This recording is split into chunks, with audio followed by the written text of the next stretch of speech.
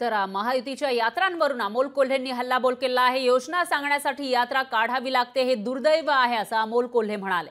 कर्तव्यात कसूर केल्यानेच ही यात्रा काढावी लागते असा टोलाही अमोल कोल्हेंनी लगावलेला आहे। शिवस्वराज्य यात्रेतून अमोल कोल्हे यांनी जनसन्मान यात्रेवर टीका केलेली आहे। एकीकडे मुख्यमंत्री लाडकी बहीण योजना असेल किंवा इतरही ज्या योजना आहेत यांच्याविषयी राष्ट्रवादीकडून अजित पवारांच्या राष्ट्रवादीकडून जनसन्मान यात्रा काढण्यात आलेली आहे आणि त्यामधून ते या योजनांचा प्रचार करताना दिसतात, प्रसार करताना दिसतात आणि यावरूनच आता खासदार अमोल कोल्हे राष्ट्रवादी एसपीचे खासदार अमोल कोल्हे यांनी निशाणा साधलेला आहे। तर ज्या सरकारी योजना आहेत त्या सांगण्यासाठी यात्रा काढावी लागते हे दुर्दैव असल्याचं अमोल कोल्हे म्हणाले।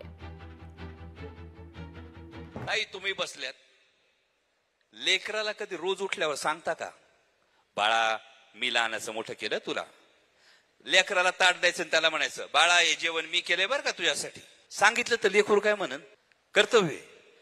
त्याच पद्धतीनं जेव्हा सत्ताधाऱ्यांना योजना सांगण्यासाठी यात्रा काढावी लागते तेव्हा समजून घ्या कर्तव्यात कुठेतरी माती खाल्ली म्हणून सांगावं लागतंय की आम्ही यात्रा काढतो, ही योजना ती योजना ती योजना।